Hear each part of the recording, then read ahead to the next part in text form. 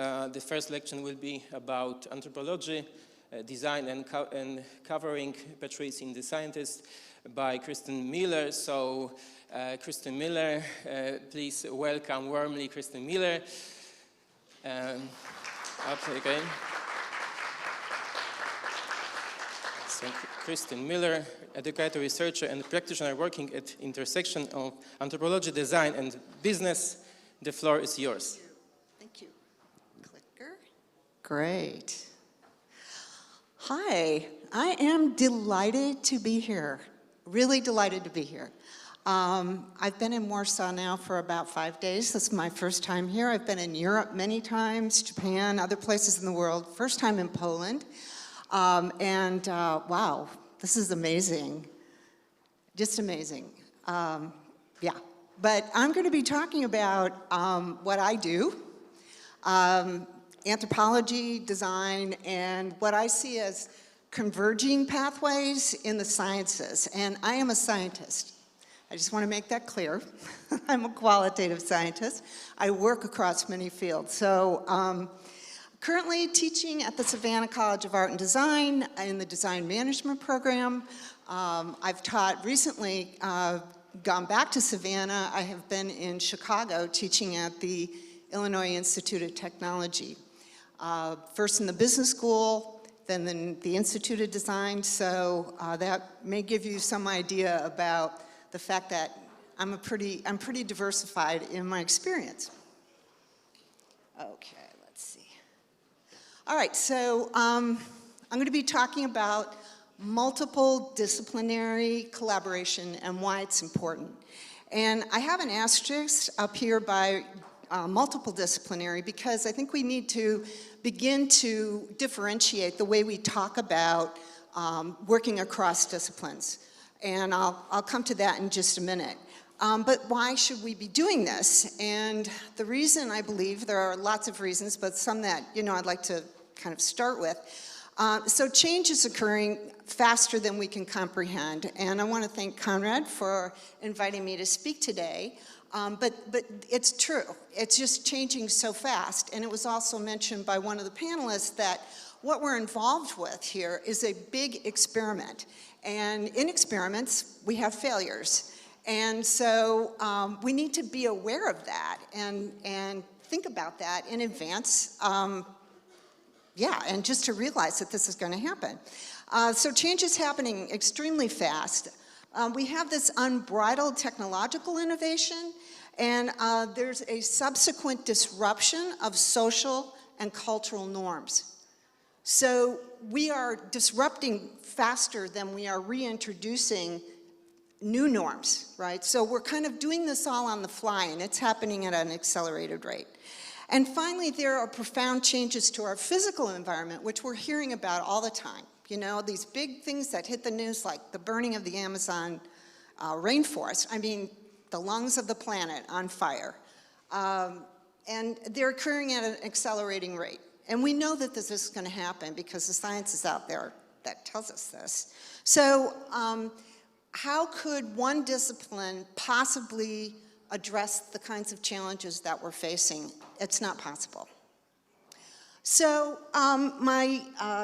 what I'd like to share with you today is my experience in how the commingling of design and anthropology, anthropological theory and practice, provide an example of disciplinary boundaries that have become more permeable in an effort to meet the complex challenges that we're facing. So again, this is going to be kind of an example from my experience in working across disciplines, anthropology, design, and business, which isn't mentioned here, but business is a part of this. So, just to go back to this idea of differentiating between types of disciplinary collaboration. So this diagram, this graphic is from the Harvard Business School, and it talks about the fact that we have multidisciplinary, which is teams that are working side by side and essentially kind of throwing things over the fence to each other, right? There's not much integration, but they're working together. There's a qualitative difference between that approach and interdisciplinary, where there is more of a commingling. and the ability to establish a new level of discourse and to evolve a shared language and a shared understanding, right? Because they're working closer. And then finally, there's this thing that we call transdisciplinary, which is very difficult to achieve.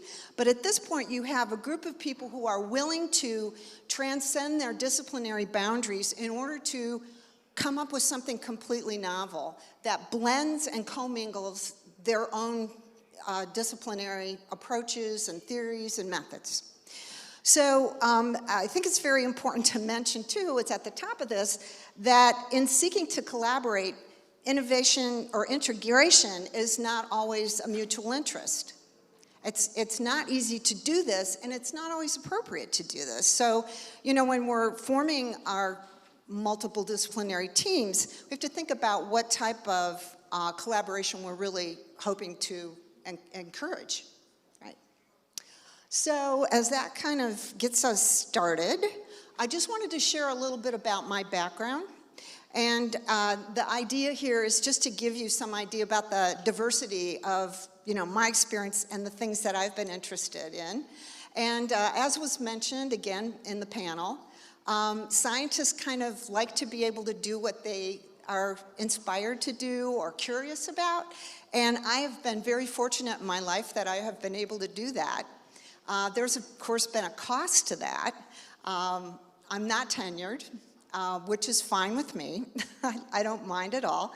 But you know, my background has kind of followed these these pathways, which have taken me in many interesting places. So I got my PhD at Wayne State University in Detroit, Michigan, and it's an interdisciplinary PhD in anthropology and business or management. And I was the last student to graduate from the PhD interdisciplinary program. After that, there were no more students in that program. And the reason was because although it sounded like a cool idea and something that we should do, the university found that it was very difficult to support interdisciplinary people, interdisciplinary students. And I had a great team of advisors. My chair and my committee were amazing, and they were very patient. They were interested and curious about what it was that I was doing. You know, how are you combining anthropology and business and then even design? Well, that's kind of where it started. And as my studies went on, I got very interested in complexity. Of course, sociology came into this because we share a lot of the same literatures. But I was always interested in the multiple disciplinary and interdisciplinary collaboration. And of course, intervention, because in terms of intervention, one of the key ingredients that you need is diversity. You need heterophily. If we could talk about heterophily and homophily, I'll come back to that later. But diversity is a key element in innovation. It makes it difficult to innovate because you're coming from different languages, different methods, but that diversity is really key to coming up with new ideas. So when I was at Wayne State, I did my dissertation research at a Tier 1 automotive supplier, Visteon, which had been part of Ford Motor Company and was spun off.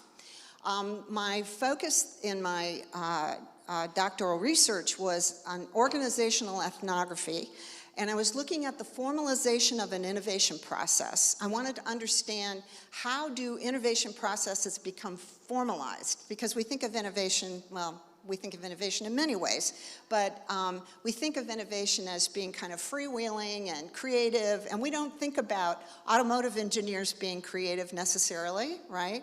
I mean, they're working a very tightly coupled system. You change one thing in the car and everything else changes. So there are these different environments or different contexts where innovation takes place. And I wanted to understand, you know, how are they going to formalize an innovation process across this company that has locations in 27 countries across the world, right? All these different cultures, all these different, you know, knowledge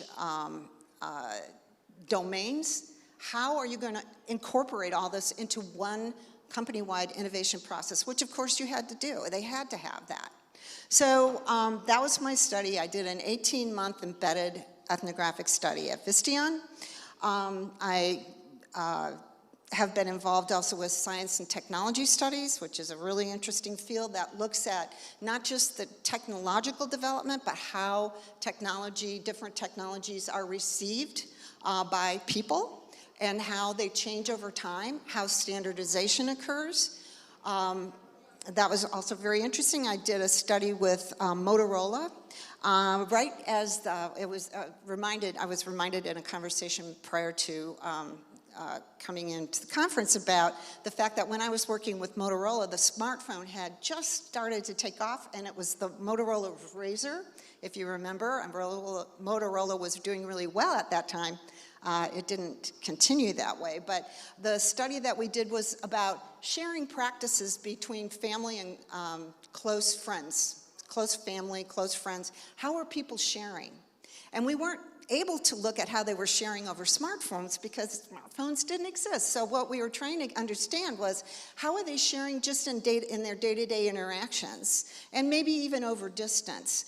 How might those kinds of understanding those kinds of sharing practices help the development of what later, what had become the smartphone, or what was becoming the smartphone. So after I finished my PhD at Wayne, I was hired to the Faculty of Design Management at the Savannah College of Art and Design. And so there I was working very close with designers. I had already had some interaction with designers, but this is where I really kind of got my education in design as a faculty member and a collaborator in design. I also started working with Peter Glor from MIT, and his work in collaborative innovation networks, or COINs, which can be on ground or also virtual. I got into studying ethics in design because at this time anthropology was very strong in ethics education, and as an anthropology student, even an undergraduate anthropology student, you're steeped in this practice of considering the ethical implications of the research that you're doing. And I wanted to know, how does that apply to design? Because I saw designers going out and doing, basically gathering all this data from people and never getting any kind of informed consent or anything. I was like, wow, this is really wild. I mean, I would never do this. And they aren't required to get informed consent or think about the implications of the work that they're doing. I also got involved with a project called POLE, Project-Oriented Learning Environment, which was a global partnership of universities. We worked with computer scientists and designers and psychologists and law school faculty, and we would work with the client. So one of our projects was with the UN, another was with a Mexican cement company. Can you imagine being innovative in the cement industry? But they were doing it. And the idea was to give students an opportunity not only to work across disciplines, but to work across cultures. So that was very interesting. Now I'm going to speed up and go towards the end. But again, this is like, wow, how could, I couldn't pick one of these things. I was interested in all of them. I'll finally end up at the Institute of Design, and where I was very involved with design research, and which is a relatively new area. And now I'm back at SCAD, so just very diverse. And I learned from all these different areas. So as far as going back to this idea of design and anthropology, and what I'm going to call the design and anthropology relationship, one of the reasons that this relationship and that this field of design anthropology has kind of emerged is the fact that there's a natural affinity between designers and anthropologists. Both are very interested in people. Both are very interested in objects. Both fields are very interested in technologies. And so, it was not too hard to see how these two fields could come together and could share and benefit from this kind of collaboration. So I was very interested in the kind of conditions and the factors that made it possible, or not just made it possible, but that brought these two disciplines together. So I have here a definition of design anthropology, because I think it's important to put that out there. And it was defined by a group of Scandinavian authors, and they describe it as an emerging transdisciplinary field that brings together design's fundamental orientation to change and critical anthropological perspectives in a radical approach to future making, characterized by inclusive, collective, and public approaches. And to me, this is really where I want to be, right? I just get very excited by this definition. I just think that this has so much to contribute, and in many ways. So I was so interested in the way that these fields came together that I was able to write a book. And you might notice here that it's the cover of the book, which I love, shows two bees. Bees are very social creatures. And they're sharing this one flower, and that's kind of how I feel like design and anthropology work together, or fields work together, or collaboration works together. We kind of give each other our space, but we're both kind of drawing from the same sources. How is it that we're able to interact with each other? We interact with each other because we share the same symbols. And those symbols might be language symbols, might be visual symbols, but in order to get to this point, we have to be able to come to some understanding about what these symbols mean and grow that shared understanding. And that's what's been happening between design and anthropology, and I think between a lot of other fields as well. We're seeing right now like this explosion of new fields and subfields, biochemical engineering. It's not just biology, it's not just chemistry, it's not just engineering. It's bringing all these fields together. And there are so many others. But when we do this, it's not easy. We have to build these kinds of understandings so we can share. The kinds of projects that I'm involved with are very far-ranging. They can be products, we can be working on process development, we can be doing service design or social innovation. All of these areas are open. The work is explicitly interventionist, transformative, innovative, and transdisciplinary. This is a really big stretch for anthropology, because anthropology was always very on the outside. Although they did participatory observation, they tried never to really intervene or to make change in the sites where they were working.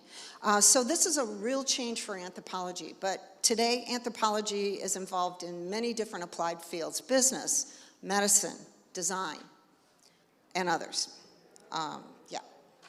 So I wanted to give you a kind of idea of where these two fields where they come together, and the things that are shared between them. So anthropology has a very holistic approach. We're very empirical. We gather data. Like I said, I'm a scientist. The critical perspective. Design is very iterative. It's an iterative process. It's evolving. There's never kind of a final product. There's always prototype, next prototype, testing, validation. Theoretical and theoretical constructs. It's very participatory. So it's not like going out with a clipboard, right? We involve our clients and our stakeholders in coming up with whatever interventions our research informs. It's interventionist and it's transformative. So it's explicitly these things, right? The iterative design process, which is, I'm not sure if you're familiar with this, is from the Stanford Design School, the D School. Has anybody seen this? Yeah, a couple people? Okay, so it's based on a kind of a linear series of things that happen, but again, it's iterative. So it's back and forth between emphasize, which I would call research, it's grounded research, and secondary research. And there's this back and forth between going out, right, and gathering information and thinking about big ideas, and then bringing those ideas together to the next stage and opening it up again. The emphasize, the research, the defining, the ideation, prototyping, testing, and then iterating back again. So what anthropology brings is this critical perspective. And I have a quote here by Lucy Suchman, who's from the UK, but she's worked all over the world, did a great deal of work in Silicon Valley as an anthropologist. And she talks about a critical anthropology of design, which in the end must begin by problematizing the take-it-for-granted terms of the profession of design, which includes innovation and the ideas that are taken as its foundation. So this idea of problematizing is something that is just natural for anthropologists. And by problematizing, it's kind of the opposite of the business approach, which is to be very positivistic, right? This is great, you're gonna love it, everybody's gonna buy it, right? But to problematize was, wait a minute, let's look at this. Who's gonna buy it? Who's gonna benefit? How are they gonna benefit? Maybe at whose expense? Okay, so we bring up like kind of the uncomfortable kind of questions. And seeing things in a bigger context, which is part of this problematizing idea. So I have two examples here. These are both designs by, I'm gonna forget his name now, Robert, oh, I should have put it on here. A very, very famous civil engineer, actually, who did incredible amount of work in New York and is very well known. I'm sure I'll think of it in a minute, but these are a couple examples of his bridges. And they're lovely. I mean, they're along the parkway and it's very lovely. You'll see it's like in the 50s. This was like a common pathway between where people were working in the city and going home in the suburbs. And you'll notice that these archways, he wanted them built not more than 9 feet tall. Now, why would you do that? Certainly a car can fit through there, but what can't fit through there are buses. And who rides on buses? People who can't afford cars. Do we really want people who can't afford cars in our communities, on our beaches, in our parks? Well, we're not gonna say that because that would cause a lot of problems if we said that, but we can keep them out if we make the bridges too small for a bus to go through. So seeing these beautiful bridges in a bigger context where these ideas actually came from a paper called Are Objects Political? Right? Objects are political. This is an example. And another one, this is a tomato harvester that was developed by the University of California, Davis. Actually, the development started in the 1940s. It used to be that tomatoes were picked by hand, and it was very intensive labor. It was hot, it was dirty, it was hard. But somebody had a great idea. The science and the industrial technology here is amazing, and what we're gonna do is create a machine that will harvest tomatoes. Great idea. And so you see here a picture of the machine the way it looked in the 1960s. However, if we look at the bigger context of what this development did, it created winners and losers, right? Because the mechanization that occurred with machines like this dramatically reshaped the agricultural landscape, right? So in order to buy a machine like this, which was at the time about $50,000, not all tomato growing farmers could afford that, right? So it changed the landscape by making it possible. I mean, this was much more competitive, which should be good, right? Well, it drove a lot of people out of the farming industry for tomatoes, for sure, and this was just one example because there was much mechanization going on in industry. And so there were fewer farmers, people were displaced, wages went down, many things happened, right? So again, seeing things in a bigger context, that's this anthropological perspective. We'll do that, and digging into it. There are many ways to look at this thing. Okay, this is an example of a project that I worked on last spring with Ruth Schmidt and John Kane, who are colleagues at the Institute of Design in Chicago. And we were asked to present at a conference very much like this one.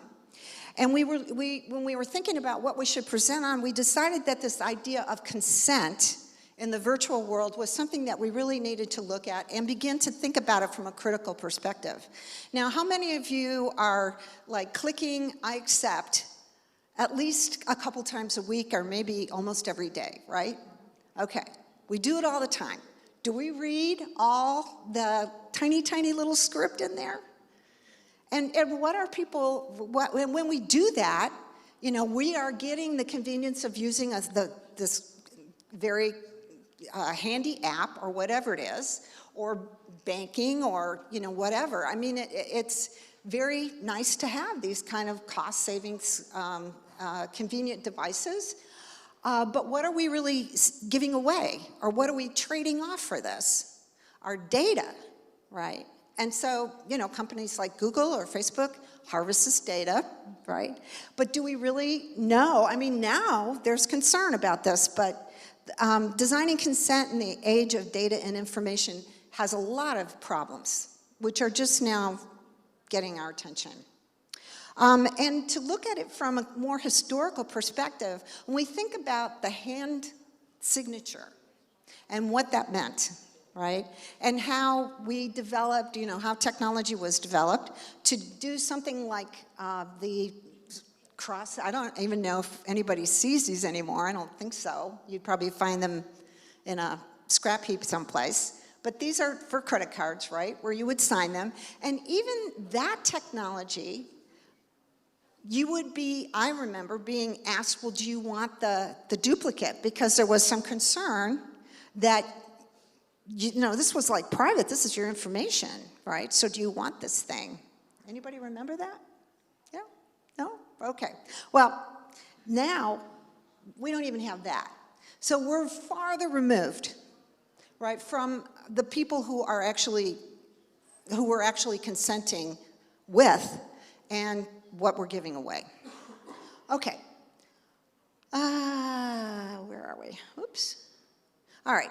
So this, you know, just pushing the button, I agree, replaces all these, you know, kind of pieces of paper, and somehow, somewhere, this information resides on a server someplace, in a server farm, probably.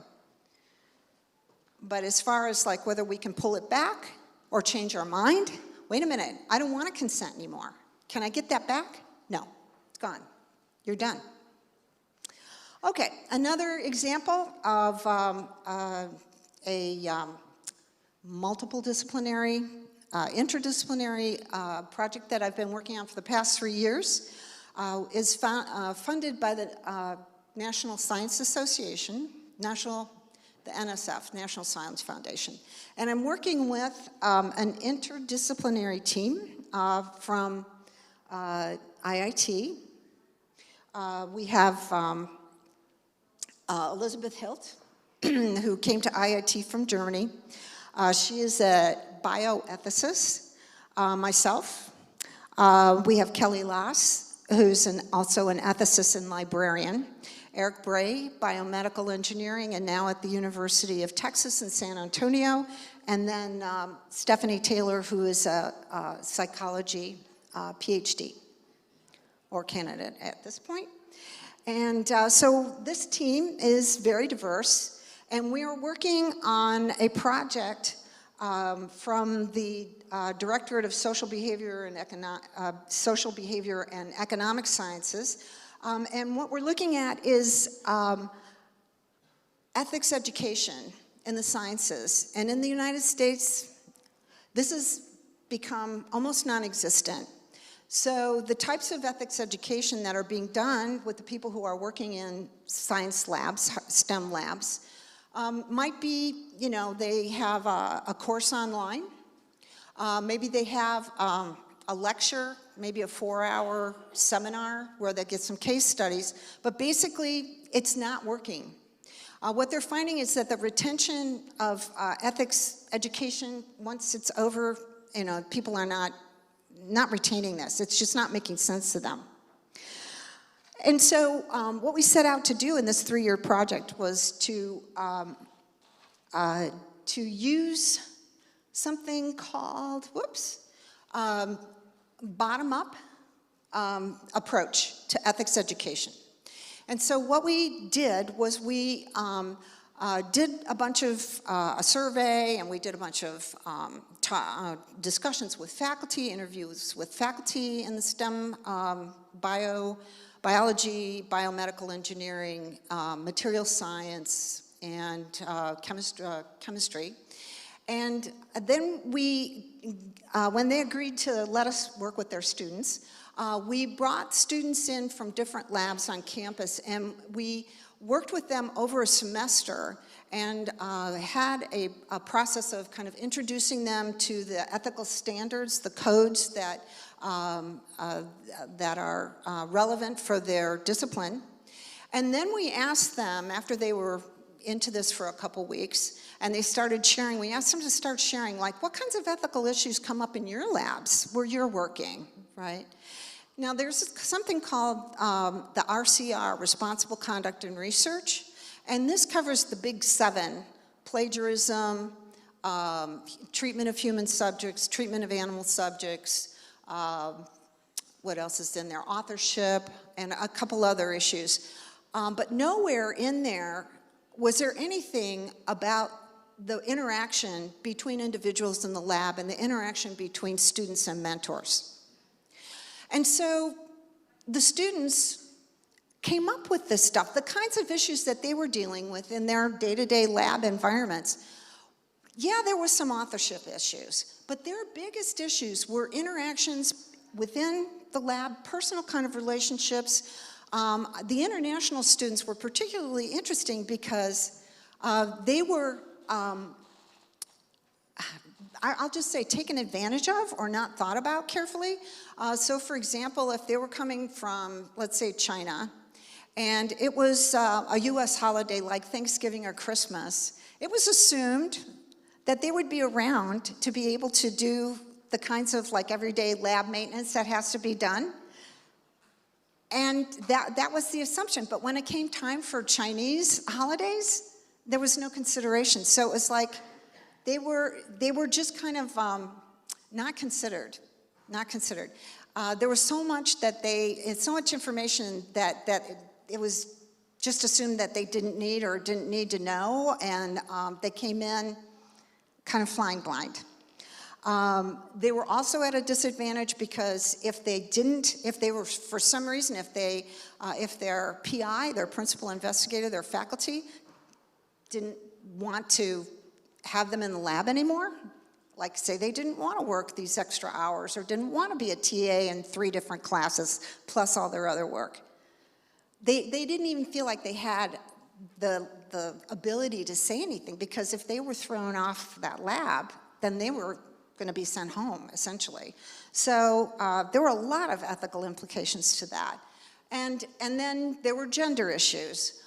Women, you know, who are very much encouraged these days to get involved in the sciences, were finding that once they got into these labs, it was not easy for them, that they were encountering, you know, biases and discrimination that male students weren't running into.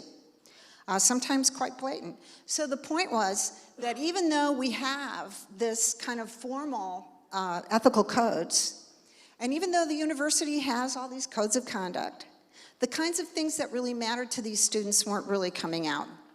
Now, I would say that because I was working in this interdisciplinary group, that they were open and willing to do the kinds of grounded research that, you know, I felt comfortable with, not only just doing surveys, but actually going in, we did 30 ethnographic interviews and have a huge amount of data, which makes some of them very uncomfortable because we have to analyze it, but we're getting there and we're getting some very interesting things. But again, it's just an example. I kind of want to end with this idea of where design anthropology is kind of going and where the fields of design and anthropology are going. And again, this is just an example of what I think is happening across many different disciplines, where we're kind of getting these hybrids, where people are coming together from different areas because it just makes sense to do it. But in just the last, say, 5 to 10 years, we're seeing an explosion of new areas in design. Critical studies, critical design studies, social design, participatory design, co-design, transition design, ontological design.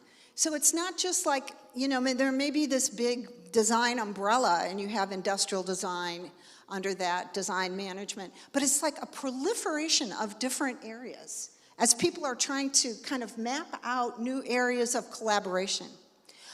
On the anthropology side, the same thing. So there's many, it's not simple, and it's experimental, and it's innovative. So I want to end with this thought. We talk about transdisciplinary work. It's very difficult. You really have to have people who are willing to do it, and you have to have opportunities for them to do it. And I really admire what's happening here with the efforts to bring different fields together to work on problems that are so pressing.